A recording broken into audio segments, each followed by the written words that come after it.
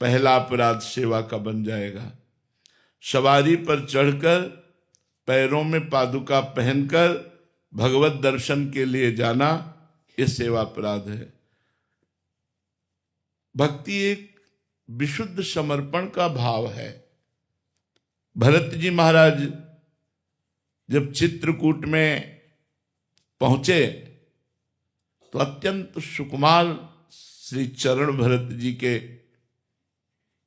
पैदल चल रहे थे, तो छाले पड़ गए थे चरणों में। ये देख करके वशिष्ठ जी ने कहा, भरत, ये बड़े बड़े राजवाहन चल रहे हैं, आप घुड़सवारी कर लीजिए, आप रथ में बैठ लीजिए, आपके चरणों की हालत क्या हो, या पादुका पहन लीजिए। तो भरत जी ने जो उत्तर दिया, सिर भर जाऊं उचित मोरा, सबसे सेवक धर्म कठोरा। प्रभु, जहां मेरे प्राण प्यारे भगवान श्री राम सियाजू के चरण चिन्ह हैं, वहां मैं पादुका पहन कर जाऊं, सवारी पे बैठ के जाऊं, उचित तो ऐसा है प्रभु कि जहां मेरे सिया राम के चरण है वहां मैं सिर के बल जाऊं, सिर भर जाऊं उचित स्मोरा।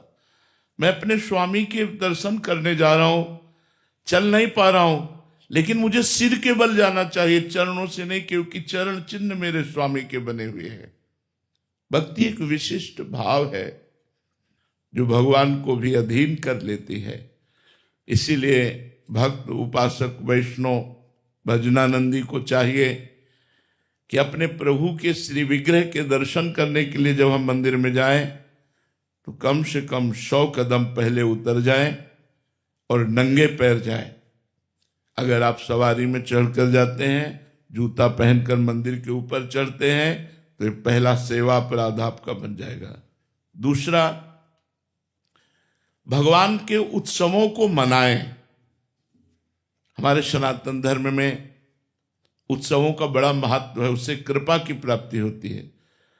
जैसे रथ यात्रा है, जन्माष्टमी है, राधाष्टमी है, रामनवमी है, ये जो हमारे उत्सव हैं आराध्य देवों के, इसमें ये नहीं देखना चाहिए कि मैं कृष्णोपासक हूँ तो रामनवमी क्यों मनाऊं, मैं रामोपासक हूँ तो जन्माष्टमी क्यों मनाऊं। ऐसा भेद नहीं है। हम आनंदित होकर के जब कभी भगवान शिव के उत्साहपूर्ण उत्सव आते हैं, महाशिवरात्रि आदि, माता भगवती अंबाजी के नवदुर्गा आदि, तो हम उत्सव मनाएं। सनातन धर्मावलंबी इन उत्सवों की अवहेलना न करें। उत्सव न मनाना एक अपराध है। हम 4 लोग मिलकर के रात भर नाम कीर्तन करें तो हमारी कृष्ण जन्माष्टमी हो गई, भगवत कथा सुने रात में, रामनवमी के दिन खूब उत्साहपूर्वक भगवान श्री राम के पावन चरित्रों का गायन, श्री राम जय जय राम कीर्तन करें। शिवरात्रि, नवदुर्गा आदि, ये जो हमारे सनातन धर्म के उत्सव हैं, इनको करना चाहिए। ना करना या उत्सवों में शामिल ना होना आपकी सामर्थ्य नहीं है कि आप कर सकें, तो जहां उत्सव हो रहा है वहां घंटा 2 घंटा के लिए शामिल हो जाइए। यदि शामिल नहीं होते तो एक अपराध है। इस सेवा अपराध का दूसरा अपराध है। तीसरा, भगवान के श्री विग्रह के सामने जाकर प्रणाम न करना। भगवान के सामने गए, आप ऐसे खड़े, भगवान साक्षात विराजमान है। अर्चावतार भगवान के जैसे और अवतार हैं, ऐसे ही भगवान जो विग्रह में विराजमान है ये अर्चावतार है। तो भगवान के सामने जाकर के सबसे पहला काम होना चाहिए साष्टांग प्रणाम करें, पंचांग प्रणाम करें। साक्षात भगवान विराजमान है। आप बिल्कुल संशय मत कीजिए कि ये तो मूर्ति है। जाकी रही भावना जैसी, प्रभु मूर्ति देखी तिन तैसी।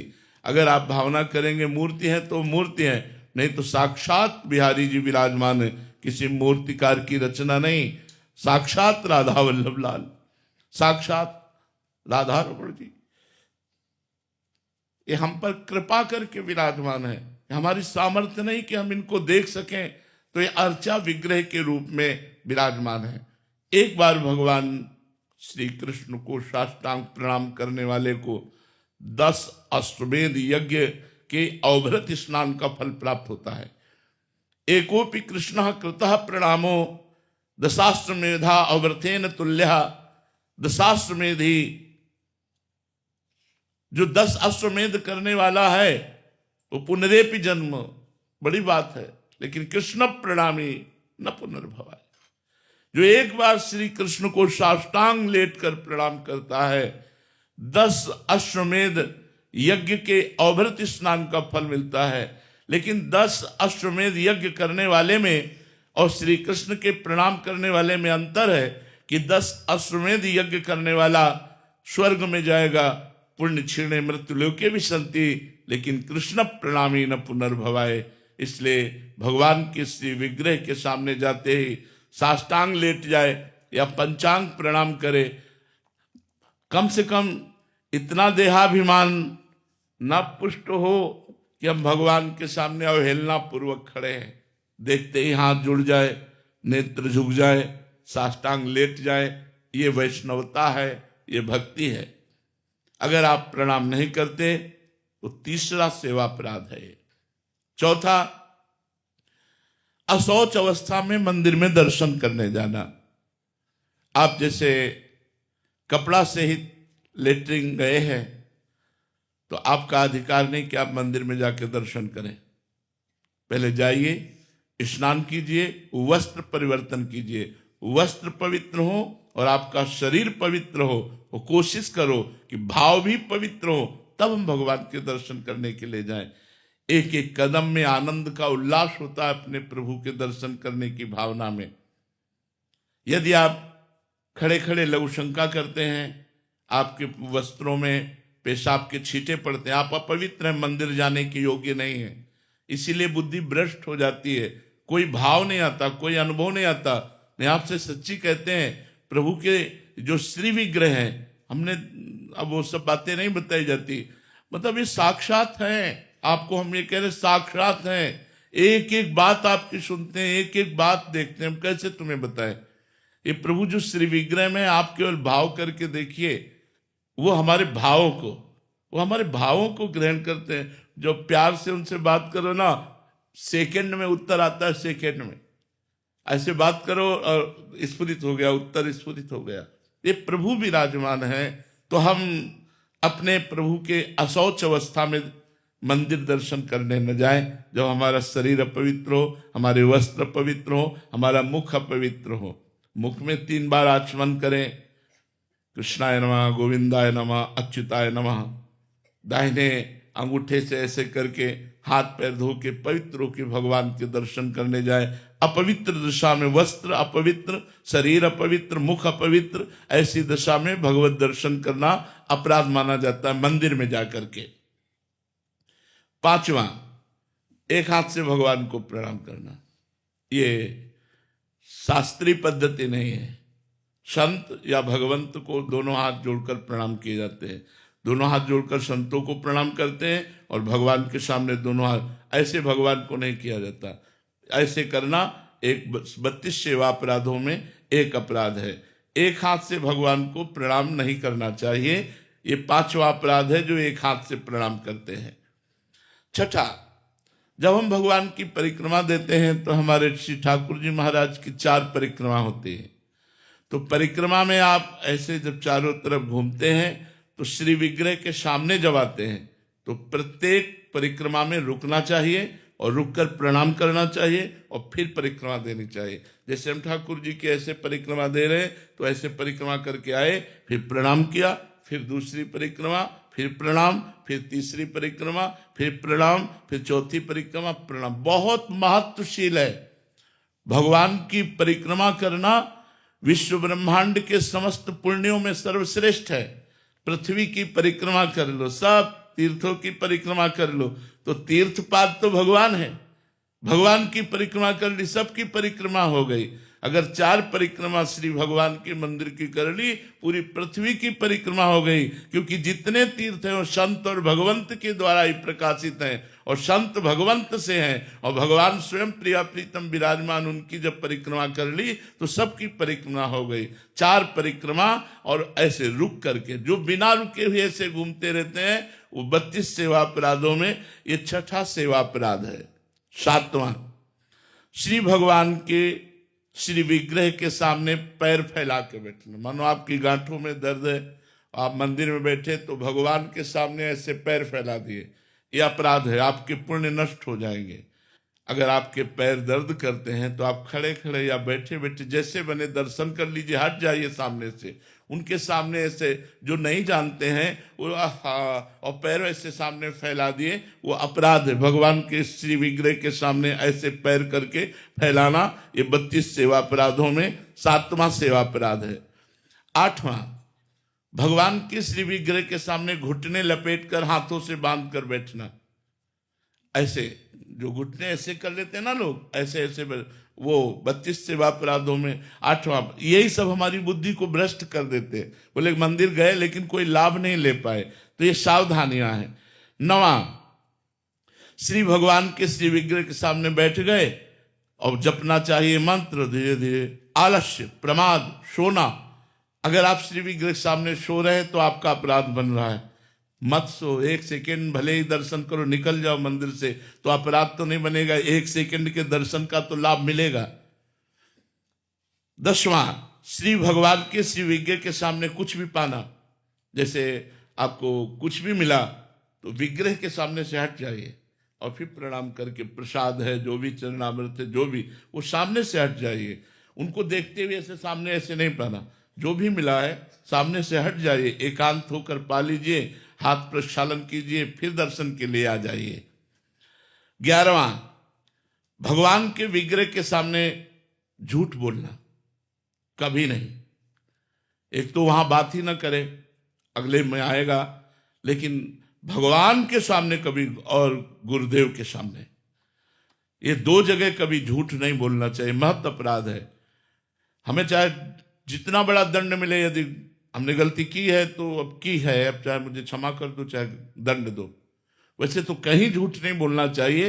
पर अगर कहीं हमसे झूठ बोल जाता है तो हम जब भगवत आराधना करते हैं तो भस्म हो जाता है। लेकिन भगवान के सामने अगर हम झूठ बोले मंदिर में, गांव में भी किसी बात का प्रमाण लिया जाता था तो बोला जाता था आप मंदिर में चढ़ के बोल दो, हम मान जाएंगे। तो अगर मंदिर में आप हैं तो झूठ कदापि मत बोलिएगा, इतना ध्यान रखिएगा, नहीं वो अपराध बन जाएगा। भगवान के श्री विग्रह के सामने झूठ बोलना।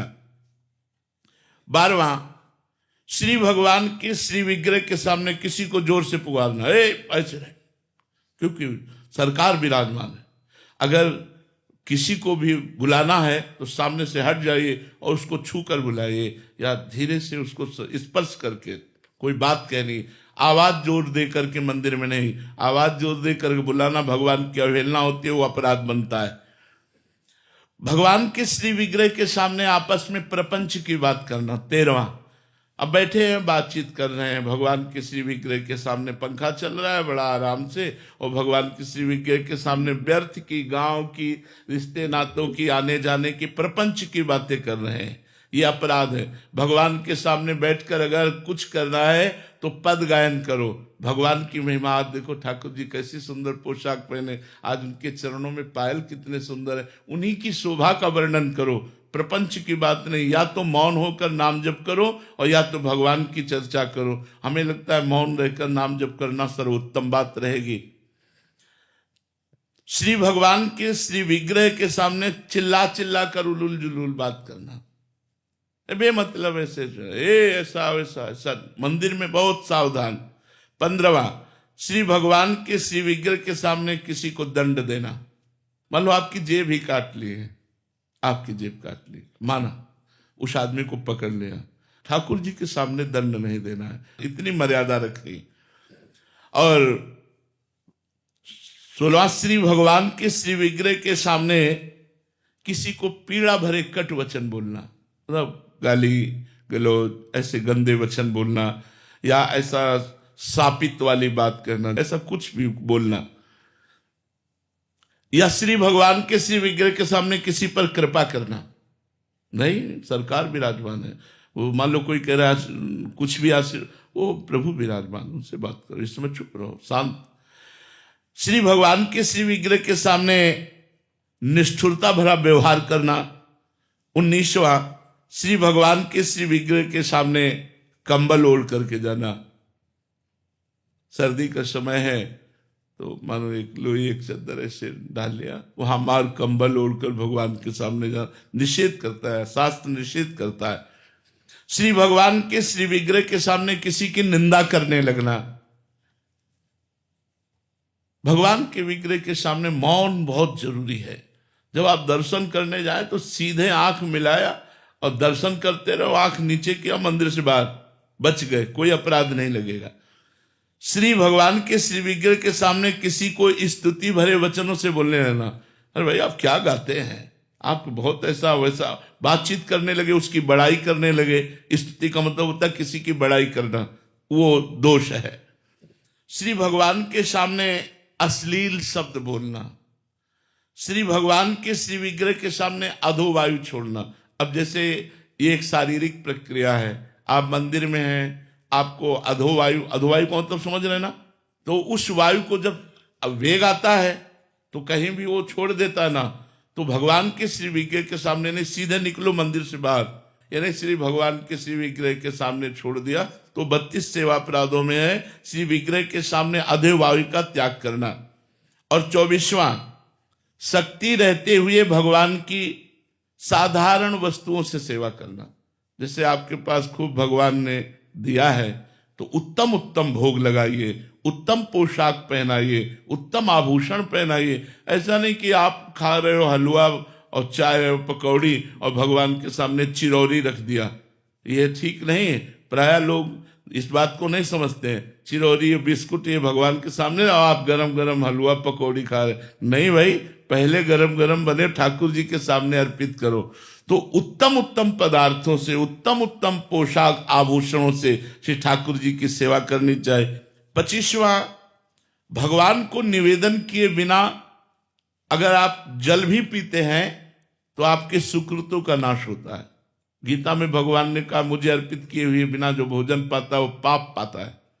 तो कोशिश करो भगवान को भोग लगा करके ही पाओ अपने घर में जो ठाकुर है। और आप जहां नौकरी करते हैं या आप व्यापार करते हैं, ऑफिस में जाते हैं, तो 1 मिनट के लिए आप धैर्य रखिए, अपना टिफिन खोलिए और आंख मूंदिए और भगवान का चिंतन कीजिए और कहिए हे प्रभु आप भोग लगाइए, और बस अपने ठाकुर की जयकार बोलिए। जो भी आपके इष्ट है, जैसे अपने लोग राधा वल्लभ लाल की जय धीरे से बोला और बस फिर प्रसाद पाने लगे। मानसिक भगवान को तो भोग लगाए, जल है अंदर से राधा वल्लभ लाल की जय, प्रभु हमारे हृदय मंदिर में बैठे हो आप पाओ। बिना जयकार किए, बिना अर्पित किए हुए 1 बूंद पानी भी न पियो, देखो आपकी बुद्धि कितनी निर्मल हो जाएगी, कितना भजन में रुचि बढ़ेगी। जो लोग कहते हैं ना भजन में रुचि नहीं बढ़ती, तो अब मनमानी चाट पकौड़ी ऐसे दुकानों में खाते घूमोगे, भजन बढ़ेगा?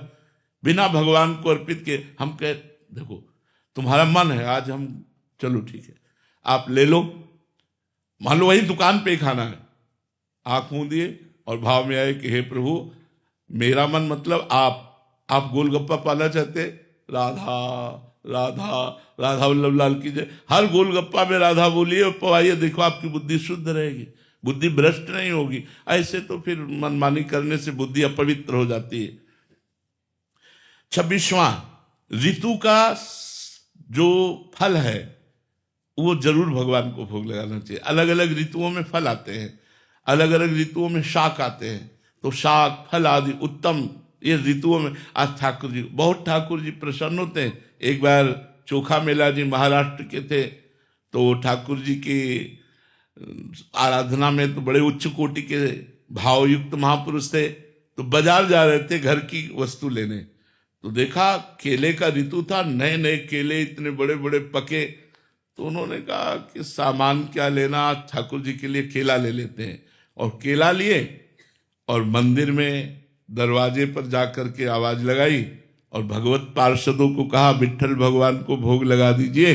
आज इन्होंने हमें प्रेरणा की कि केला, बोले तेरे केला कौन भोग लगाएगा, तो उन्होंने एक तरह से अपमानित करके उनको बड़ा दुख हुआ।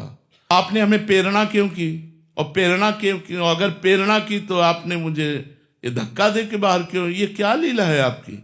मैं तो घर की वस्तु लेने गया था, प्रेरणा आपने की कि केला मुझे चाहिए, मैंने केला खरीद कर जब आपको दिया तो आप अपमानित करवा के मन, मुझे अपमान का दुख नहीं, लेकिन मैंने तो सुना है आप केवल भावग्राही है, किसी का भी हो आप सबके भाव ग्रहण करते हैं। मैं अपने प्राण त्याग दूंगा और जाके घर में सिटकिनी लगाई बस कि न खाऊंगा न पीऊंगा। क्योंकि ऐसा क्या, जे ही ठाकुर जी को वहां रात्रि में शयन कराया गया, दरवाजा खटखटाया, चोखा मेला जी, चोखा में, वो अमृत भरी आवाज, रह न सके, तुरंत जो खोला तो श्याम कांति, और भगवान मधुर मधुर मुरली वादन करने वाले श्री कृष्ण देखा, चरणों में लौट गए, प्रभु प्रभु प्रभु आए और उनकी गोद में बैठ के बोले केला खावा, और वो वैसे ही केला रखे थे।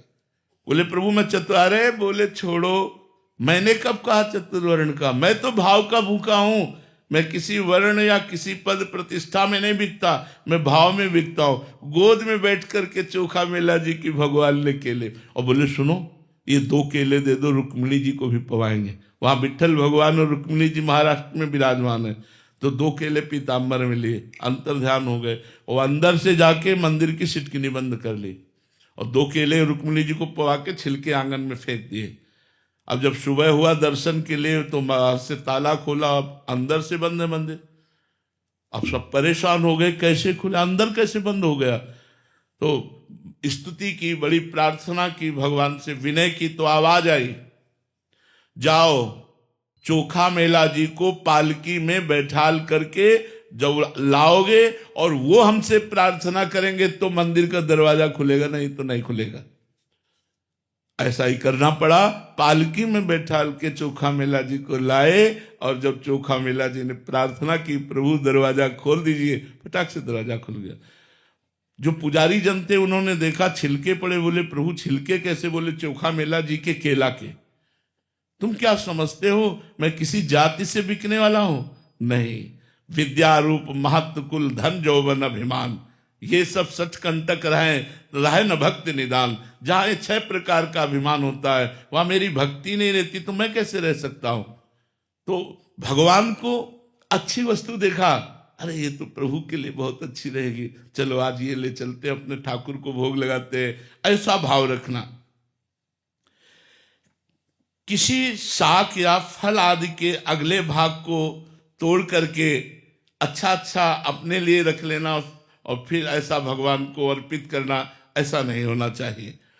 श्री भगवान के श्री विग्रह के सामने पीठ नहीं दिखाना चाहिए, ऐसे रहना चाहिए जैसे भगवान के विग्रह के सामने। इसीलिए जब परिक्रमा करते आते हैं तो घूम के तुरंत प्रणाम करके फिर दाहिने करके चले आते हैं। भगवान की तरफ पीठ करके नहीं बैठना चाहिए, पीठ भगवान को नहीं दिखानी चाहिए। श्री विग्रह के सामने किसी को प्रणाम नहीं करना चाहिए।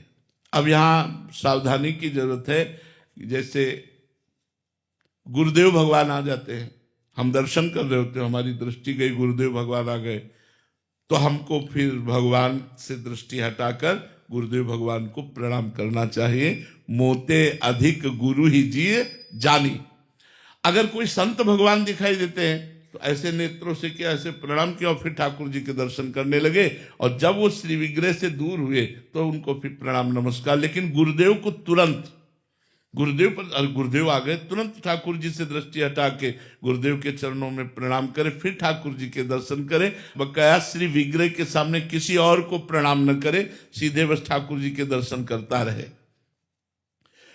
जब गुरुदेव मिले, जय बार गुरुदेव मिले, ये 30वां अपराध बता रहे हैं। गुरुदेव आए और आप उठ करके खड़े नहीं हुए, मतलब एक बार प्रणाम करें तो क्या बार बार प्रणाम करें, नहीं, अभ्यर्थना, बार बार उनकी वंदना। गुरुदेव आए, खड़े हो गए। मान लो आप 10 बार आए तो 10 बार खड़े हो गए। जय बार वो हमारे सामने आए, गुरुदेव की अभ्यर्थना और गुरुदेव की आज्ञा का पालन, अवज्ञा नहीं। जो आज्ञा हो गई, बड़ा फल है आज्ञा पालन में, पर कभी कभी गुरुदेव की बड़ी प्रतिकूल आज्ञा हो जाती। जैसे एक बार श्री रामानंदाचार्य जी एक बगीचे में भ्रमण करते हुए पहुंचे, ठाकुर का सिंहासन विराजमान हुआ, वहां समीप पर कुआं था, कुआं से पानी मंगाया तो कुआं के पानी में हल्की सी बदबू थी, क्योंकि उसके ऊपर एक पेड़ की डाल आ रही थी और सारे पत्ते कुएं में जा रहे थे। तो आचार्य चरण ने देखा और बहुत से शिष्य थे, सबसे कहा ये डाल हट जाए तो कुएं का पानी ठाकुर जी की सेवा के लिए ठीक हो जाए, तो पूरा हमें पेड़ नहीं काटना, पूरी हमें डाल नहीं काटनी, हमें उतना ही सिर्फ काटना है जो कुएं के ऊपर है, तो चलो कुल्हाड़ से काटो। तो विज्ञ शिष्य जनों ने कहा जय जय, जो काटेगा वो तो कुएं में चला जाएगा, क्योंकि लंबी डाला ही है।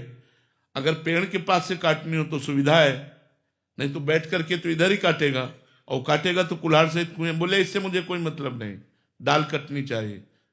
एक खड़ा हुआ कि जीवन तो गुरुदेव के लिए, मर जाऊंगा तो क्या, गुरुदेव की आज्ञा में खड़े बोले गुरुदेव मैं काटता हूं। हो गए, काटा, जो ही काटा सो डाल और कुल्हाड़ और वो सब कुएं में चले गए। अब सबसे और जो शिष्य थे, गुरुदेव गुरुदेव तो कुएं में चले गए। गुरुदेव एकदम निरपेक्ष बैठे हैं। 10 मिनट हो गया, बोले गुरुदेव तो मर गए होंगे, बिल्कुल निरपेक्ष बैठे हैं। थोड़ी देर में नमो नमः, जय हो ऐसे शब्द हुए और कुएं से ऐसे बाहर वो शिष्य आए और आकर गुरुदेव को प्रणाम किया और कहा ये सियाराम जी ने प्रसाद दिया है। तो उनका कहाँ गए थे, 10 मिनट हुए। बोले जे ही कुल्हाड़ से काटकर मैं नीचे गया तो भगवान राम जी के पार्षद मुझे साकेत धाम ले गए और वहां सियाराम जी के दर्शन कराए और सियाराम जी ने आपके लिए प्रसाद भेजा। सब शिष्य सोचने लगे हाय मैंने ये क्यों नहीं किया, काम बहुत प्रतिकूल है, लेकिन ये आज्ञा कि मेरे गुरुदेव की आज्ञा में प्राण दे दूंगा, बस बात बन जाए। तो गुरु की अभ्यर्थना, जय बार गुरुदेव मिले तय बार सर झुकाकर नमस्कार किया और जय बार आवे तय बार खड़े हो गए और उनका कुशल प्रश्न, उनकी आज्ञा का पालन करना, उनका स्तवन करना। यदि हम ऐसा नहीं करते तो ये 30वां अपराध बनता है। 31वां, अपने मुख से भक्तों के बीच में अपनी प्रशंसा करना, अपनी बड़ाई की बात करना, इससे पुण्य नष्ट हो जाते हैं। जो अपनी प्रशंसा करता है, दूसरों की निंदा करता है, उसके सारे सुकृत नष्ट हो जाते हैं। 32वां, किसी भी देवता या किसी भी भगवान की निंदा कानों से न सुनना। ये 32 अपराधों से यदि हम बच जाए तो हमारा भजन और उन्नतिशील हो और बहुत जल्दी भगवत प्राप्ति कराने वाला हो। किसी चीज को हम प्राप्त करने के लिए स्ट्रगल कर रहे हैं और हमने इतना स्ट्रगल कर लिया कि हम उसे प्राप्त नहीं कर पा रहे हैं, तो मतलब हम क्या करें फिर उसके लिए? वो आपका जो पूर्व का बुरा प्रारब्ध है ना, वो आपको बाधा पहुंचा रहा है। अगर हम भगवान का भजन करें तो तप और भजन के द्वारा हम अपने प्रारब्ध को रोक सकते हैं, नए प्रारब्ध की रचना कर सकते हैं। मनुष्य जन्म मिला है, पर वो बिना भगवान से जुड़े वो प्रारब्ध का समन नहीं हो सकता। भगवान से चित्त को जोड़ रहा है। जैसे मैं चार्टर्ड अकाउंटेंट हूँ, मैं सीए जब परीक्षा पास की थी तो मैं फाइनल में करीबन 6 बार फेल हुआ था। एक बार ऐसा लगा कि अब सीए छोड़ देनी चाहिए, लेकिन मैंने हिम्मत नहीं हारी और मैं चार्टर्ड अकाउंटेंट बना। लेकिन कभी कभी लगता है कि जब जो बच्चे चार्टर्ड अकाउंटेंट कोर्स छोड़ देते हैं तो फिर उन्हें क्या करना चाहिए कि जो चीज नाम जप, भगवान का नाम जप करते हुए अपने कार्य की प्रवीणता के लिए तन्मयता पूर्वक अपने विषय पर ध्यान देना चाहिए। जैसे आपने कहा 6 बार फेल हुआ, इसके बाद पास, तो हमें प्रारब्ध कई बार गिराएगा। अगर हम भगवान का आश्रय लेंगे और प्रयत्न करते रहेंगे तो हमें सफलता प्राप्त होगी। निराश नहीं होना चाहिए, नाम जप करना चाहिए और अपने कार्य को बड़े मनोयोग से, जो मान लो सीए का कार्य है उसे बड़े मनोयोग से, क्योंकि प्रश्न आएंगे तो उसी के अंतर्गत आएंगे ना, तो हम बड़े मनोयोग से उस पर ध्यान दें और खूब भगवान का नाम जप करें, अच्छे आचरण करें, ब्रह्मचर्य का पालन करें, पवित्र भोजन करें, तो हमारा लौकिक पारलौकिक दोनों अच्छा हो जाएगा। खुशी जी लंदन से। राधे राधे महाराज जी। राधे राधे महाराज जी। महाराज जी, अगर रिश्तों में और आत्मसम्मान में किसी एक को चुनाव करना हो तो किसका करें? भावनात्मक और अति विचारक स्वभाव होने के कारण अपने आप को आत्मनिर्भर कैसे बनाएं महाराज जी? आत्मसम्मान का अर्थ आप क्या लेते हैं महाराज जी? आत्मसम्मान की अपने आप अपना सम्मान भी बना रहे और रिश्ते भी खराब ना हो। नहीं, अपने सम्मान को मिटा करके रिश्तों का पोषण किया जाता है। अगर हम अपने सम्मान की बात रखेंगे तो रिश्तों में खटास आ ही जाएगी। आत्मसम्मान तो भगवत स्वरूप होता है, लेकिन आप देहाभिमान की बात कर रहे हैं।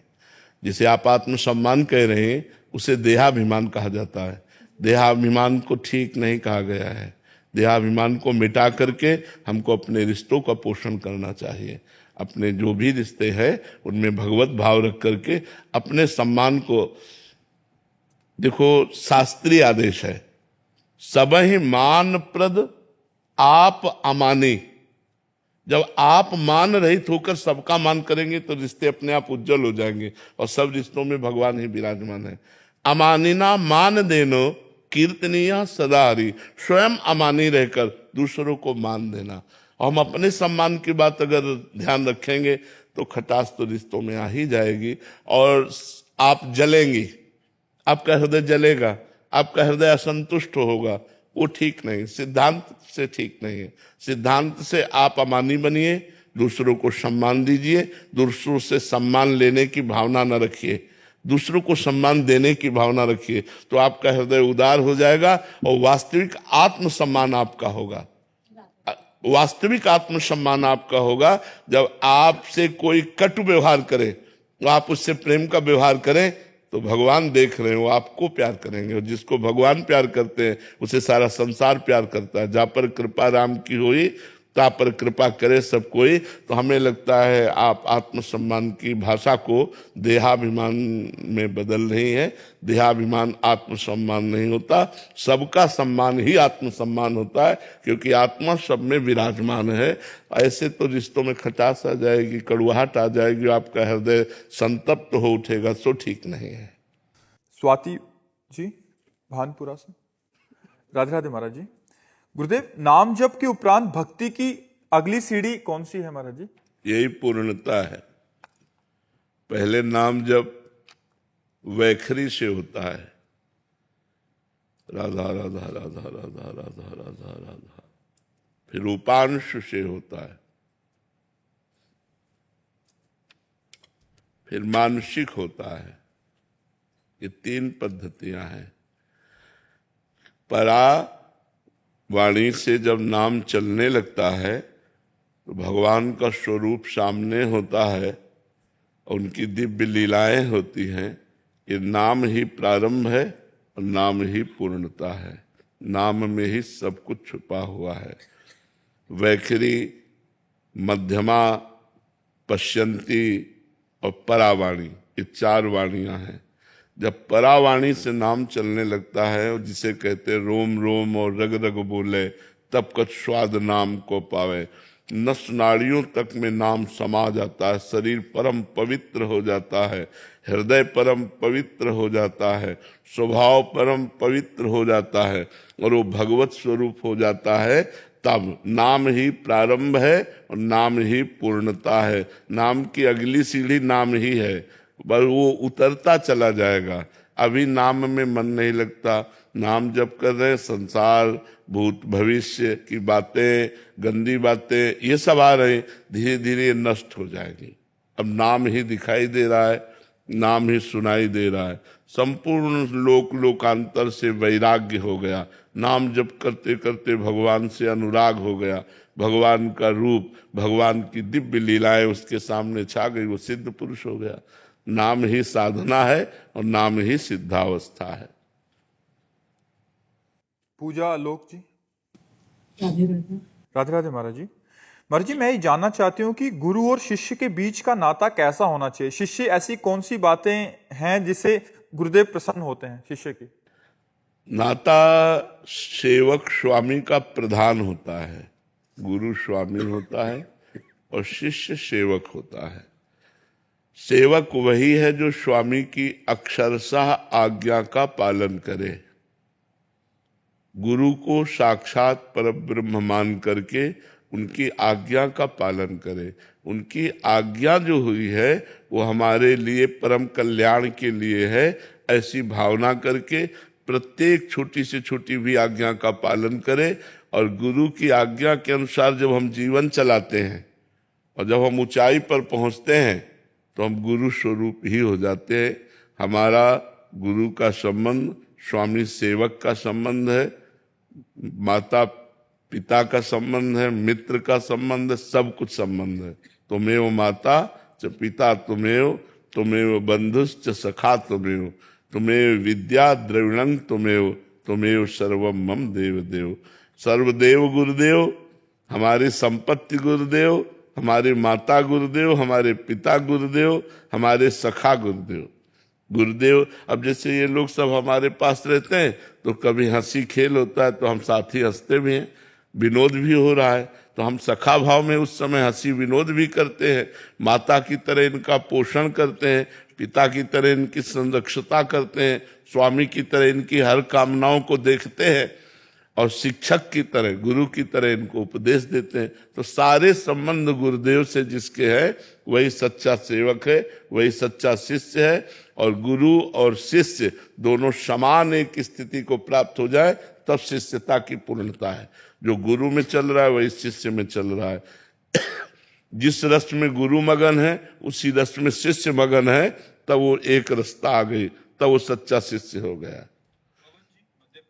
अब जैसे अपने गुरुदेव की नाभाजी सेवा करते थे, हर समय गुरुदेव की सेवा में ही रहते थे, तो गुरुदेव ध्यानस्थ थे, नाभाजी पंखा कर रहे थे, तो पूज्य उनके गुरुदेव श्री अग्रदेवाचार्य जी थे। तो अग्रदेवाचार्य जी के किसी शिष्य का जहाज जो है वो भंवर में फंस गया समुद्र में।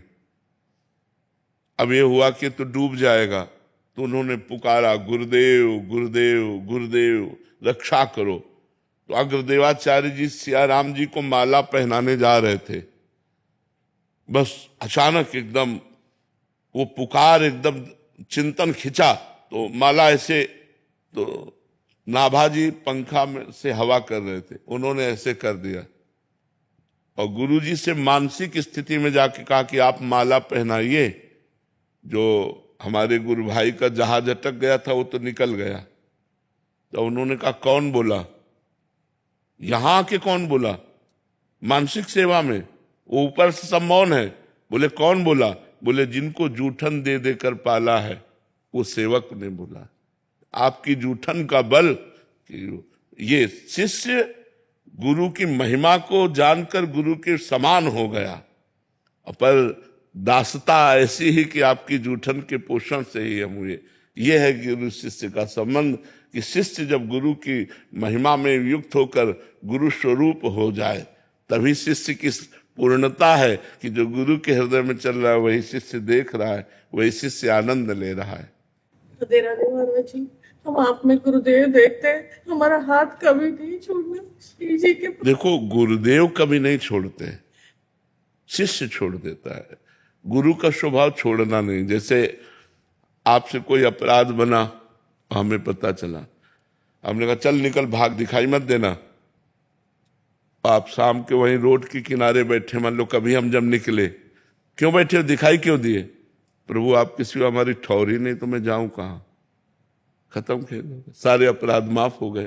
प्रभु हमारी ठौर ही नहीं है कोई, और कोई नहीं और ठौर कोई नहीं, आपके सिवा और कोई नहीं, हमारी कोई ठौर नहीं। तो नाथ अब हम जाएं तो कहाँ जाएं? आपकी शरण में है, चाहे दंड दो चाहे क्षमा करो, पर प्रभु हम आपके चरणों को छोड़ के नहीं जा सकते।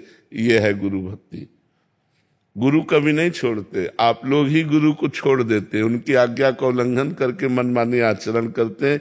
गुरु कभी नहीं छोड़ते। गुरु का बड़ा उदार हृदय होता है। जो परब्रह्म परमात्मा को दे दें आपकी गोद में, वो गुरु नाराज कैसे हो सकते हैं? वो आपको सुधारने के लिए नाराज का नाटक कर सकते हैं।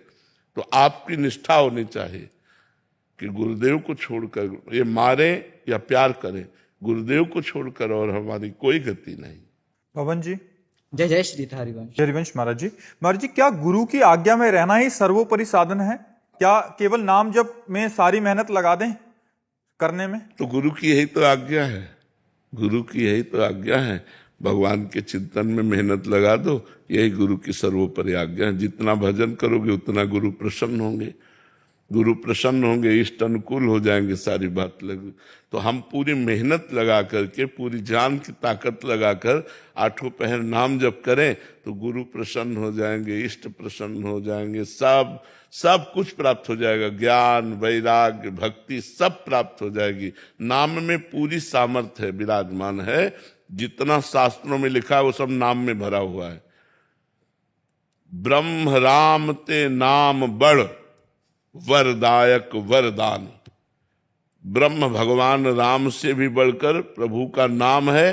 वो वर देने वालों को भी वर देने की सामर्थ्य रखता है। जैसे हम लोग नाम के बल से ही वरदायक प्रियालाल को भी आशीर्वाद देते हैं, चिरजीवो भूतल यह जोरी चिरंजीवी भो। प्रिया प्रीतम को हम आशीर्वाद देते हैं तो किसके बल से? नाम के बल से। आचार्य को आशीर्वाद देते, चिरजीवो तारानंदन।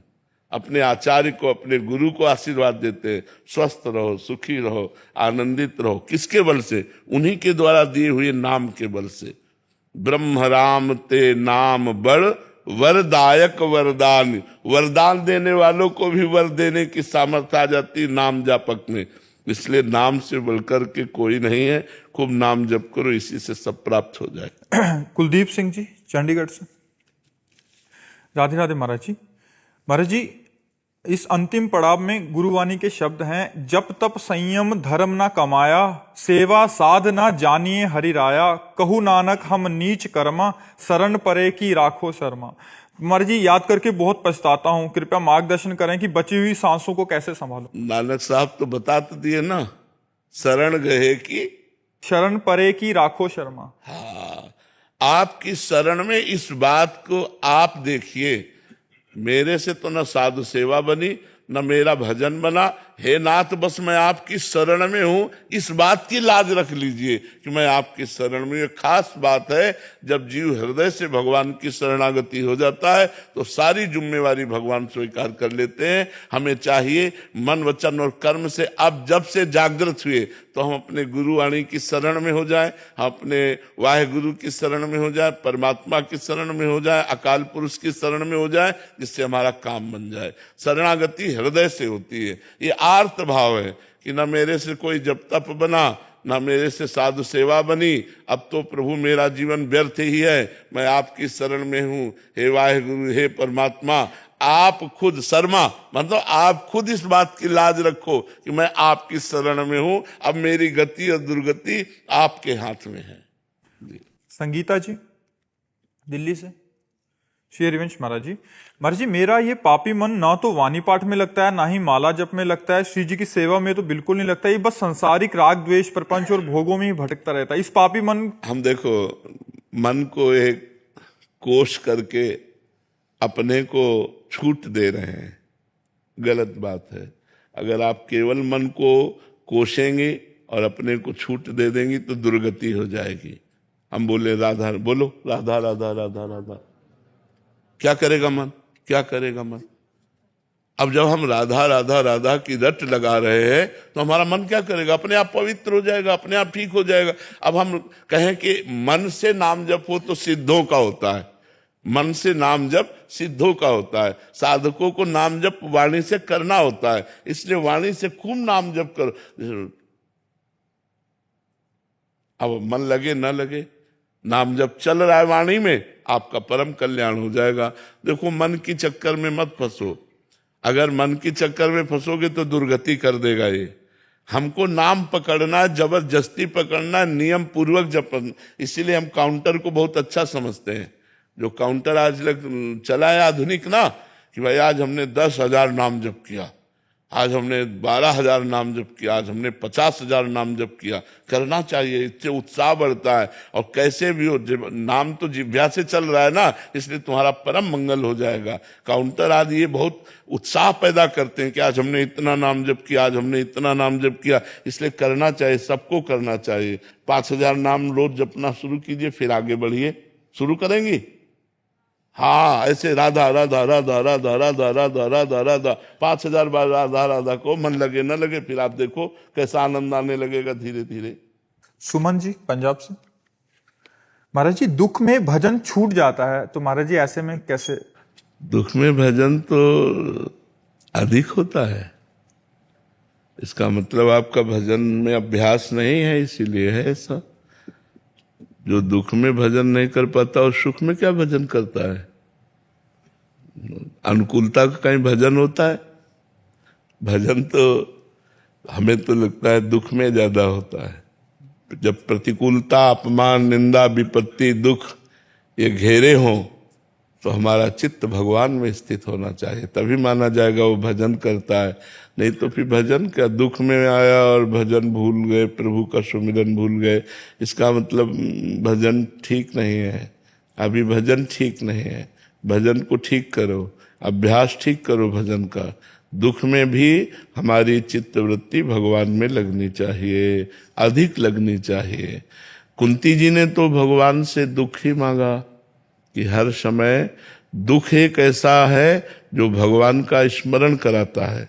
तो कुंती जी ने भगवान से कहा मुझे सदैव दुख प्रदान कीजिए, भगवान से कहा विपत्ति दीजिए, पग पग पर विपत्ति दीजिए, जिससे मैं आपका स्मरण कर सकूं। तो अभ्यास ठीक करो, दुख में तो और भजन होना चाहिए जी। जब दुख आता है ना तो फिर हम बहुत झगड़ा करते हैं उनसे, और नहीं तो ऐसा प्रेम थोड़ी, प्रेमी से अपने सुख थोड़ी मांगते हैं, प्रेमी का सुख देखते हैं। अगर भगवान से प्यार है, भगवान को अपना मानते हो, तो जोई जोई प्यारो करे सोई मोहि भावे। जिसमें प्रभु राजी हो उसमें मैं राजी होना चाहिए। हम लोग सुख के गुलाम हो चुके हैं, इंद्रिय सुख के गुलाम हो चुके हैं, तो हम भगवान से इंद्रिय सुख मांगते हैं, ना दे तो हमारी अश्रद्धा हो जाती। ये गलत सिद्धांत है, कोई भक्ति का सिद्धांत नहीं है, ये कोई अध्यात्म का सिद्धांत नहीं है, मनमुखी बात है। ऐसा ठीक नहीं बच्चा। मनुष्य जीवन इसलिए नहीं मिला है, मनुष्य जीवन मिला है दुख सुख में सम होकर भगवान का भजन किया जाए, भगवान से प्रार्थना की जाए। इतनी प्रार्थना तो की जा सकती, नाथ दुख में हमको दुख सहने की सामर्थ्य दो, और सुख में दूसरों को सुख प्रदान करने की भावना दो। अगर हमारे पास सुख है तो हम परोपकार करें, दूसरों को सुख प्रदान करें, और दुख है तो मुझे सहने की क्षमता दो, जिससे मैं आपके द्वारा प्रदत्त दुख को सहकर आपका स्मरण कर सकूं। तब तो ठीक है, नहीं तो फिर वो ठीक बात नहीं है, ये सांसारिक बात है। राधे राधे महाराज जी। महाराज जी, जिस समय जीवात्मा शरीर छोड़ता है वो अपने सभी शरीर संबंधियों को भूल जाता है और कर्मानुसार अन्य योनियों को प्राप्त होता है, तो उसके लिए जो पूजा पाठ धार्मिक अनुष्ठान जैसे तर्पण इत्यादि किए जाते हैं, तो उसका क्या महत्व महाराज जी? जीवात्मा को प्राप्त होता है क्या? हाँ, वो प्राप्त होता है। ये भागवतिक संस्कार, जैसे आपने पंडित लोग संकल्प कराते हैं ना जिसके नाम से, तो संकल्प करा करके जे ही मंत्र पढ़कर उसको पिंडदान किया गया, या उसके निमित्त भंडारा किया गया, या उसके निमित्त पुण्य दिया गया, तो वो पुण्य जो है वहां पहुंच जाएगा। जिस देवता को साक्षी करके किया गया वो देवता उसको पहुंचाएगा, चाहे जिस योनि में हो उसकी उन्नति होने लगेगी, वो पुण्य उसको बढ़ा देगा, वो पुण्य उसकी तृप्ति करने लगेगा, उसकी उन्नति कर देगा। तो ये हमारे धर्म शास्त्रों का जो नियम है, ये कोई व्यर्थ नहीं है कि वो मर गया तो वो कौन, नहीं, ट्रांसफर होता है। हम जब इधर से भेजेंगे तो हम, इसीलिए तो भगवान को साक्षी किया जाता है, देवता को साक्षी किया जाता है। मंत्र जो है देवताओं के हित होते हैं, तो वो देवता वो भगवान के पास, भगवान उसको वहां पहुंचाते हैं। जो जीव जहां होता है उसकी उन्नति हो जाती है। ये पक्का समझो, इसमें अविश्वास नहीं करना चाहिए। खूब नाम जप करना चाहिए, खूब उनके लिए संत जिवाने चाहिए, पवाने चाहिए, तीर्थ याटन करना चाहिए, पिंडदान करना चाहिए। तो हमारे माता पिता या जो सगे संबंधी हैं उनकी उन्नति हो जाएगी, उनका कल्याण हो जाएगा, उनका मंगल हो जाएगा। पितरों में और पूर्वजों में क्या डिफरेंस होता है? एक ही बात है, वही पूर्वज जाकर पितर बनते हैं, जाके वही पूर्वज जो हमारे हैं ना वही पितर होते हैं। वैसे पितर लोक है, पितरों के स्वामी आर्यमा है, जितने हमारे पूर्वज होते हैं वो जाकर के पितर लोक में, तो पितर लोक अगर वो कहीं अन्य जगह गए हुए हैं तो पितर लोक से वहां ट्रांसफर हो जाएगा, पुण्य वहां पहुंच जाएगा। ये डिपार्टमेंट अलग अलग बना हुआ है। पंकज जी, राधे राधे महाराज जी। महाराज जी, यूट्यूब के माध्यम से काफी वर्षों से आपको सुन रहा हूँ, आपकी बातों को जीवन में उतारने का प्रयास भी कर रहा हूँ। महाराज जी, मेरा प्रश्न है कि जब आपने संन्यास लिया और घर रिश्ते नाते त्याग दिए, तो शुरू के कुछ महीनों में आपको अत्यंत प्रतिकूलता का सामना करना पड़ा होगा। उन परिस्थितियों में पूरे जीवन भर प्रतिकूलता ही प्रतिकूलता सहता रहा हूं। आज क्या आप हमें अनुकूल समझ रहे हैं? दोनों किडनी खराब है, कोई अंग ऐसा नहीं जो हमारा दर्द न कर रहा हो। तो बचपन से लेकर अभी तक प्रतिकूलता ही प्रतिकूलता, तो प्रतिकूलता मेरी अनुकूलता बन गई है, समझ रहे हो ना? दुख सहते सहते दुख मेरा साथी बन गया है, इसलिए मुझे अब दुख से परेशानी नहीं रहती।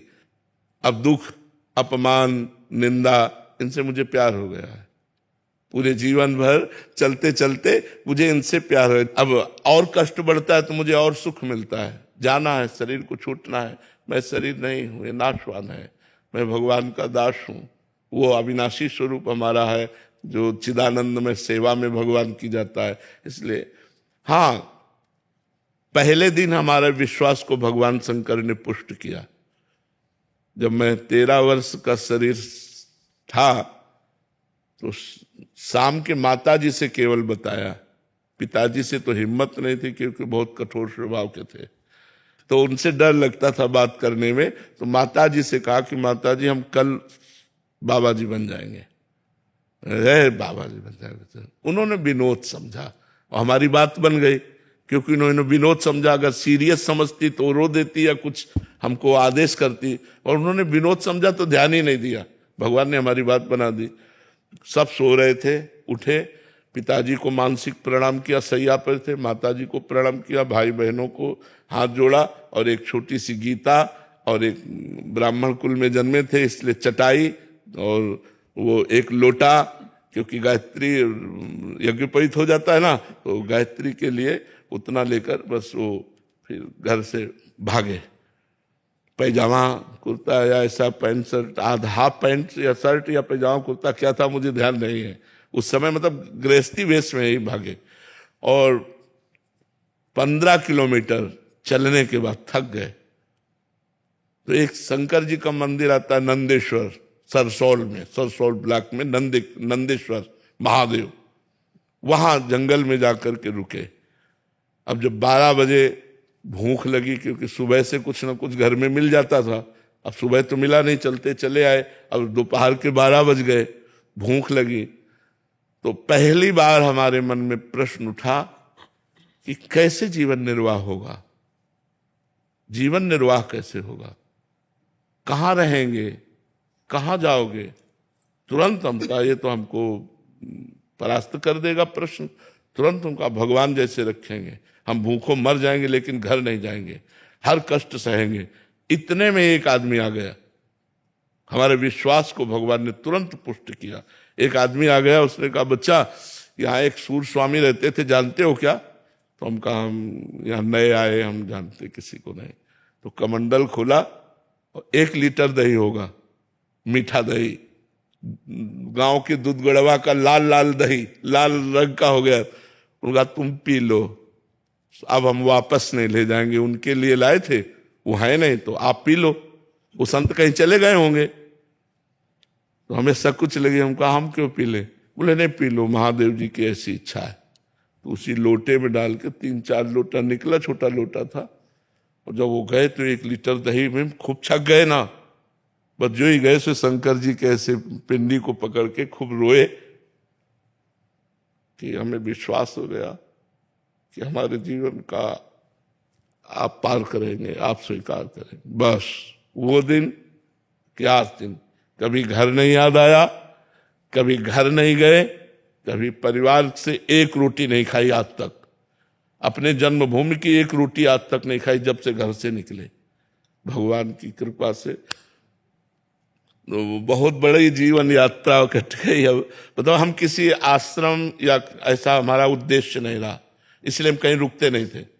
1 दिन रुके, 2 दिन रुके, 4 दिन रुके, कोई विरक्ति स्थान और भजनानंदी संत तो फिर 1-2 साल रुक जाते, जैसे सैनपुर में रुके, निम्बुआ घाट में रुके, ऐसे ऐसे स्थानों में रुके, घटिया घाट में रुके। नहीं तो ऋषिकेश से लेकर बनारस तक यही हमारा रोड था, बस यही घूमना गंगा के किनारे, और जो प्रारब्ध वशात मिल जाए वही खा लेना, किसी से कुछ कहना नहीं, मांगना नहीं, कभी स्वेटर नहीं पहना, कभी शाल नहीं ओढ़ा, कभी कंबल नहीं ओढ़ा, इतने दिनों में। अब जैसे शरीर रुग्ण है तो अब ये सब सुविधाएं स्वीकार नहीं, तो इन सुविधाओं से बता रहे ना, हमें सुविधा, सुख और सम्मान और प्रशंसा, इससे हमें परहेज है। ये सब हो रहा है अंदर। आपको सच्ची बता, कोई हम मतलब अहंकार या सफाई की बात नहीं है, इसका कोई महत्व नहीं, ये सब मायाकृत लीला हो रही है। तो जो हमें दुख की बात रही, तो पहले हमें कष्ट लगता था, जब कष्ट लगता तो होता मुझे भगवान प्राप्त करना है, चुप शांत सह लो, चुपचाप सह लो। हम 2 श्लोक गीता जी के ये बहुत हमें काम दिए। पहला, मात्रा स्पर्शास्तु कौन्तेय शीतोष्ण सुख दुखदा आगमा पाइनो अनित्यास्तास्ति तिक्षस्व भारत। और दूसरा यम ही न व्यथ्यन्ते ते पुरुषम पुरुष सब सम दुखा सुखा धीरम स्वमृतत्वाय कल्पते। जहां हमारा मन हमको विचित करता सो इन श्लोक और इनका अर्थ विचार करने लगते। भगवान ने कहा ए चुप शांत सह सह सह सहते सहते सहते सहते भगवान ने श्री धाम वृंदावन का वास देकर अब यहाँ पूर्णता कर दी। अब हमें कुछ नहीं चाहिए, अब हमारे अंदर की कोई सांसारिक मांग नहीं रह गई कि अब हमको ये सुख सुविधा मिले या कुछ। बस एक ही बात रह गई कि मैं प्रभु को कहीं भूल न जाऊं। एक डर बना रहता है, मैं कहीं इस बाजार में अपने प्रभु को न भूल जाऊं। इसलिए उनसे यही प्रार्थना करते रहते कि पूरे जीवन आपके चरणों में गया, अब कहीं आखिरी में लाके ऐसी खंदक में मत डाल देना कि आपको भूल जाए। यश कीर्ति प्रशंसा सब वैभव कहीं ऐसा न हो नाथ आपको भूल जाए, क्योंकि हमारा लक्ष्य ये नहीं है, हमारा लक्ष्य आप है, आपको कभी भूलूं नहीं। तो दुख तो हमारे जीवन का मित्र रहा है और वही मित्र हमको भगवान से जोड़ दिया। तो ये जीवन कथा है हमारी पीछे से लेकर के अभी तक। महाराज जी हम पर भी दया कीजिए कि हम भी भजन नहीं छूटे हमारा। हाँ, यही सबसे बड़ी बात है, भजन न छूटे, यही सार बात है। सार बात यही कि महाराज जी संसारिक जीव जो हम जैसे हैं उनको तो एकांत काटने को दौड़ता है महाराज जी, हमें समाज काटने को दौड़ता है। आपको हमारा मन जो है वो सही पूछो तो आज हमारा मन उस बात को लेकर के ललचाता है जिस बात को भगवान ने हमें पहले दिया था। जो गंगा किनारे का जीवन था उस बात को लेकर ललचाता है, लेकिन अब हम असमर्थ हैं। अगर हमारा शरीर स्वस्थ होता तो आपको सही कहते हैं, ये सौभाग्य आप लोगों को ना मिलता। हमको ये सब अच्छा नहीं लगता है। ये पूरे भारतवर्ष के जो गृहस्थ और ब्रह्मचारी हैं इनके संशय मिट जाए। पूरे भारतवर्ष के लाडली जो ऐसी कृपा करे कि उनके जो गृहस्थ हैं या ब्रह्मचारी भी हैं उनके सबके संशय मिट जाएं, जो आप कार्य कर रहे हैं। प्रयास आप संतों की कृपा से यही है कि हमारे सब समाज अध्यात्म से जुड़े, व्यभिचार और व्यसन से बिलग रहे। जो आज हमारे समाज में व्यभिचार बढ़ रहा है, boyfriend girlfriend live in relation, जो व्यसन बढ़ रहे, नए नए बच्चे गंदे आचरणों में लग रहे हैं, तो प्रार्थना यही करते हैं कि सब हमारे देशवासी विदेश का आचरण न करें, विदेशी लोगों का अनुकरण न करें। हमारा धर्म प्रधान देश है, हमारे देश को समझो। 4 आश्रम 4 वर्ण व्यवस्था बनाई गई है। पहला आश्रम ब्रह्मचर्य है सबका, सबको ब्रह्मचर्य का। आज उसी पहले आश्रम को ही अगर नष्ट कर दिया गया तो हमारी कैसे धर्म व्यवस्था कैसे चलेगी। धर्म व्यवस्था का पहला आश्रम ब्रह्मचर्य, पहले आश्रम में ही व्यभिचार प्रवेश कर गया तो फिर कैसे चलेगा। इसलिए आप सब संतों की कृपा से लाडली जी के द्वारा ये ऐसा हो रहा है कि कुछ लोग बदल भी रहे हैं, सुन सुन करके लोग बदल भी रहे हैं। तो बदलेंगे, उनकी सीमाएं हैं, बदलने तक की सीमाएं। वैसे संत तो असीमित है, उसकी बदलने की सीमा है, लेकिन सर्वेश्वर के लिए तो बदलने के लिए असीमित है। क्या इस कलिकाल से क्या करें, इससे निवेदन करने से मानेगा, क्या करेगा। बड़ा त्राही त्राही है, बहुत है।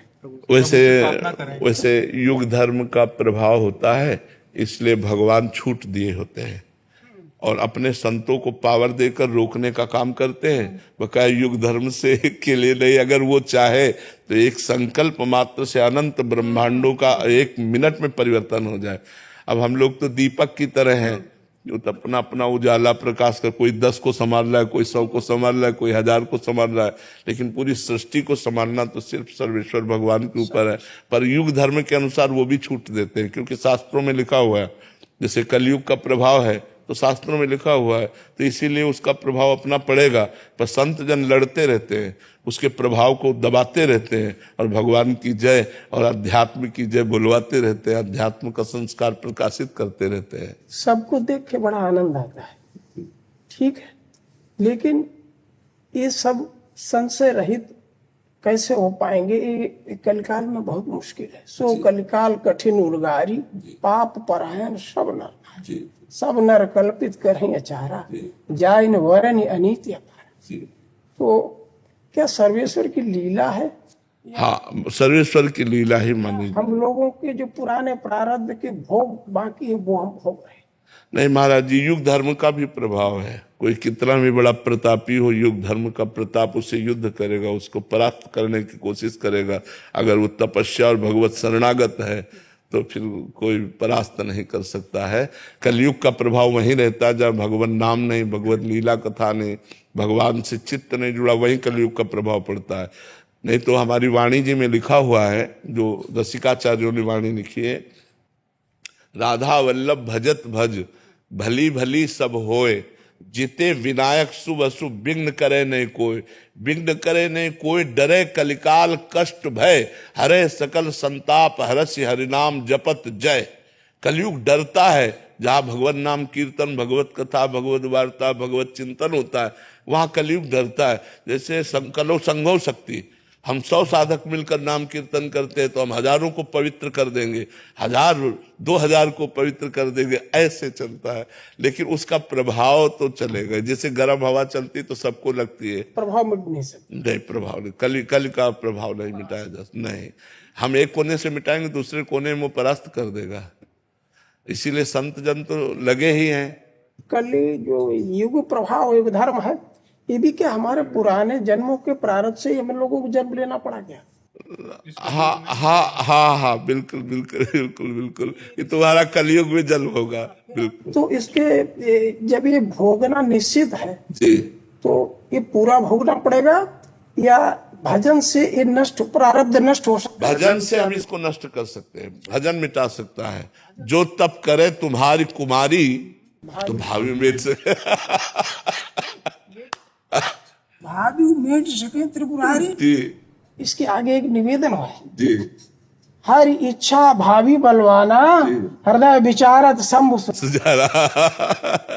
तो हरि इच्छा का जो स्वरूप होता है वो भक्तों की इच्छा से होता है, भगवान की स्वयं की कोई इच्छा नहीं होती। भगवान की स्वयं की कोई इच्छा नहीं होती, अमना है, भक्तों की इच्छा होती है। अगर हम 10 मिल करके तो भगवान का अवतार हो सकता है। हाँ, अगर हम 10 संत मिल करके उस चाहेंगे तो भगवान का ऐसा कृपा अवतार हो सकता है जो परिवर्तन कर सकता है। जैसे हम जहाँ सैकड़ों साधु विराजमान है, आपको कलयुग का वहाँ कोई प्रभाव नजर नहीं आएगा।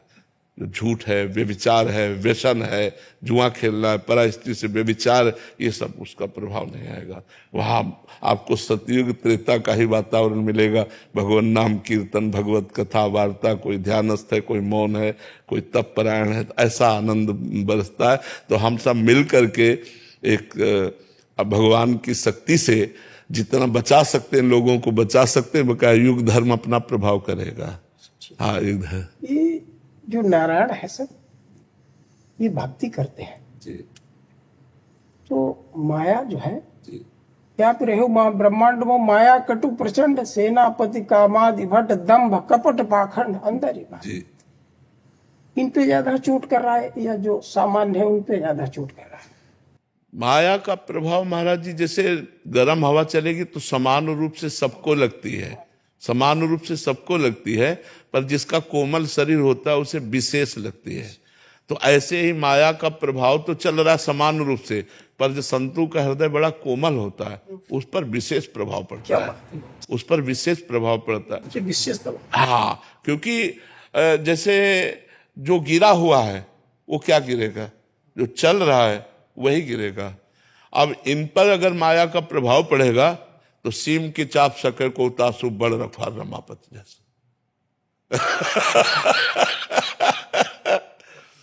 सीम की चाप, हम ताल ठोक के कहते हैं, सीम की चाप शकर को उतासु बड़ रखवार रमापति। अपने बल से नहीं, अपने स्वामी के बल से कहते हैं कि आपकी एक शक्ति माया है और एक शक्ति भक्ति है। आप माया को अधीन करके रखते हैं और भक्ति आपको अधीन करके रखती है। हम इस बल से है, इसलिए सीम की चाप सके को तासु बड़ रखवार रमापति जैसे। अच्छा, ये कार्य कारण, कार्य कारण जी, कार्य कारण से ऊपर कैसे पहुंचे? स्वरूप ही है कार्य कारण। हाँ, स्वरूप ही है। जो हमारा स्वरूप है वो कार्य कारण से परे है। जब तक स्वरूप बोध नहीं होता तब तक कार्य कारण में, सेवक स्वामी में ये सब भाव बने रहते हैं।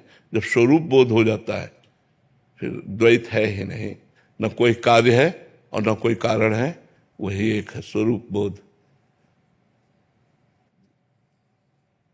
ये जो जीव जो यहाँ जिनके पास बिल्कुल धन नहीं है, पहुंच नहीं सकते, क्या जिनके पास बिल्कुल भी धन नहीं है, जैसे धाम आदि में पहुंच नहीं सकते जी, तो ये सब नारायण को आपके समान सामर्थ्य देके उनके पास भेजा जाए तो कैसा रहे? हाँ, पर अब समस्या ये है कि आग में झोंकना, समस्या ये है कि आग में झोंकना। ये किसी गृहस्थ के घर जब रुकेंगे तो गृहस्थ के हाव भाव और उससे ये प्रभावित हो जाएंगे। जब तक ब्रह्म बोध नहीं होता या जब तक भगवत साक्षात्कार नहीं होता, तब तक हम प्रचार का मतलब अधिकार नहीं समझते। अच्छा, प्रचार का अधिकारी वही है जो स्वरूप बोध संपन्न, वही प्रचार का अधिकारी है। अभी इसके मतलब ये सब नारायण पूर्ण रूप से तैयार नहीं। अब बच्चे हैं। हाँ, तो आप वैकुंठ से ज्यादा मजबूत स्थिति में हो, इससे ज्यादा कुछ हो नहीं। ठीक है, मजबूत स्थिति में हो भी। अपने को जीतना है, कुछ नहीं जीतना। कामना करनी है तो कामना को जीतने की कामना कर लोगे तो फिर जो महाराज बता रहे हैं कहीं भी सो जाओगे, सब मिट्टी है। ठीक है, ऐसी कृपा करो ये सब नारायण तैयार हो जाए। और ये आप संतों की चरण रज के प्रभाव से हो सकते हैं। हमारी सामर्थ्य तो क्या है, हम तो ला के खड़ा कर दिया, अब तैयार आप सब संतों को करना, भगवंत को करना, सामर्थ्य होए तो सर्वेश्वर वही सामर्थ्य। ऐसा निमित्त मात्र 2-3% 98-97% ये सब युग धर्म का लिए बिल्कुल हम लोगों को कोई क्षमता नहीं, हम क्षमतावान भी है तो वहीं कुछ भी लेकिन प्रभु सत्य बना रहे, धर्म बना रहे, धर्म नष्ट हो रहा, सत्य नष्ट हो रहा है। जिससे चेतना में प्रवेश करना चाहिए वो अंधकार में प्रवेश हो रहा है। हम विश्व गुरु कैसे बने? जब मेरे सब बच्चों में समान क्षमता है तभी हम किसी को कुछ बता सकते हैं। तो हम विश्व के बस आप ही कृपा करो और भगवान कृपा करे तो बस हो सकता है। आप गुरु है, आप पर ब्रह्म है, आपकी कृपा महत्वपूर्ण है।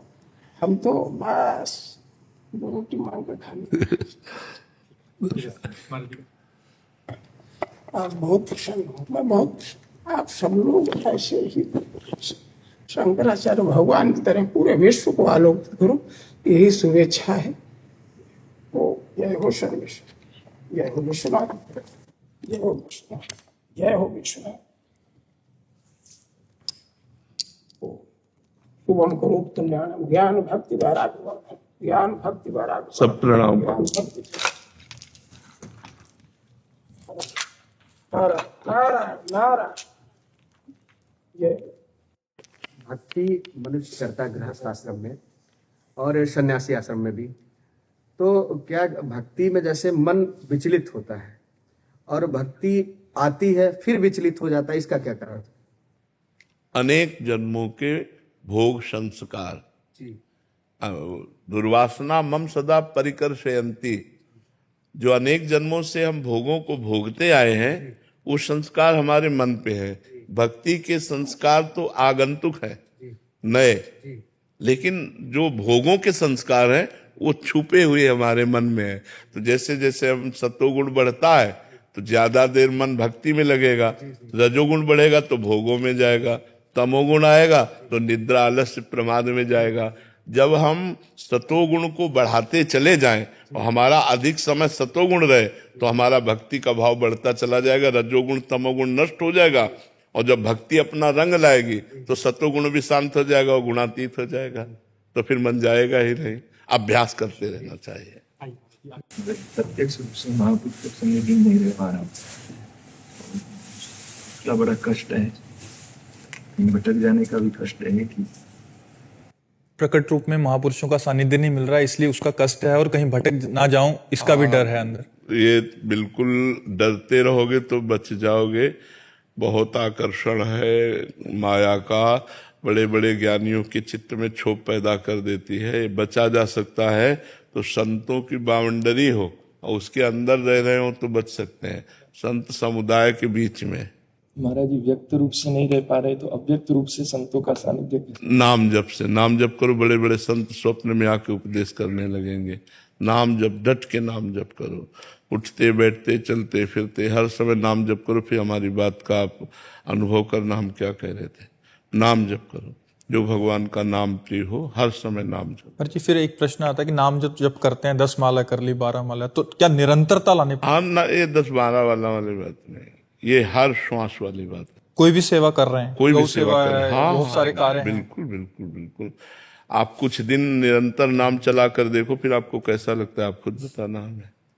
महाराज थोड़े दिन होता है फिर वापिस नहीं, व्यवहार में उतरना, हाँ व्यवहार में उतरना साधक को बहुत घातक है, बहुत घातक है। मतलब हम कैसे तुम्हें बताएं, साधक को बहुत घातक है। व्यवहार में संभल पाना बड़ा कठिन है। तो हमें लगता है कुछ दिन एकांत का सेवन अगर करो तो ज्यादा अच्छा रहेगा। अगर कहीं ऐसा मिले कि संत समागम मिलता रहे और एकांत में खूब अच्छी साधना और भगवत साक्षात्कार हो जाए, फिर व्यवहार में उतरे तो कोई परेशानी नहीं होती। यही महाराज जी द्वंद चलता है, व्यवहार छोड़ के वापिस जाते तो वो लोग कहेंगे इस गौ सेवा छोड़ के चले गए, इधर छोड़ के चले गए, वो भी वापिस समाज का भय। और नाम जप करो, गौ सेवा करते रहो, बचते रहो। भक्ति पथ पे चलने के लिए क्या रास्ता है? गुरुदेव के चरणों का सुदृढ़ आश्रय जी, गुरुदेव के चरणों का सुदृढ़ आश्रय। अगर गुरुदेव के चरणों का सुदृढ़ आश्रय नहीं है तो मन मुखी आचरण करने से हम भगवान की भक्ति नहीं प्राप्त कर सकते। 64 भक्ति के अंगों में सबसे पहला अंग है गुरु पादाश्रय, गुरु के चरणों का आश्रय। और वैसे भी भक्ति का प्रारंभ भी जो होता है, प्रथम भगति संतन कर संगा। तो संत महापुरुषों के संग से गुरुदेव का वर्ण और गुरुदेव के श्रीमुख से निकले हुए नाम मंत्र का निरंतर जतन और वैसा ही आचरण, तब हम भक्ति पथ पे चल पाएंगे। नहीं, कली का प्रभाव ऐसा है कि पाखंड और दंभ में परास्त कर देगा। युग धर्म इतना प्रबल है कि पाखंड और दंभ की इतनी प्रबलता फटाक से घुस जाएगा और हम भक्ति समझ नहीं पाएंगे, समझ पा रहेंगे कि भक्ति कर रहे और हम पाखंड और दंभ में अपना समय व्यतीत करने लगेंगे। जब आंतरिक वस्तु की प्राप्ति की लालसा खो जाए और बाहरी वस्तु की लालसा लग जाए तो समझ लो दंभ और पाखंड का प्रादुर्भाव हो गया। तो हम लोग चलते तो हैं भगवान की प्राप्ति के लिए, लेकिन बीच में कलयुग ऐसी टांग मार देता है कि हम कंचन कामिनी कीर्ति में ही फंसकर गिर जाते हैं और भगवान की प्राप्ति की लालसा खो बैठते हैं। नहीं तो जिस वैराग्य से हम घर से निकले थे, उसी वैराग्य से हमारा वैराग्य प्रतिपल बढ़ना चाहिए और समस्त लोक लोकांतरों के भोगों से वैराग्य प्राप्त करके भगवान के अनुराग में डूब जाना चाहिए। ये होता है गुरु कृपा से। इसलिए गुरु पादाश्रय, बिना गुरु के चरणों का आश्रय लिए कोई भी साधक सिद्ध नहीं हो सकता।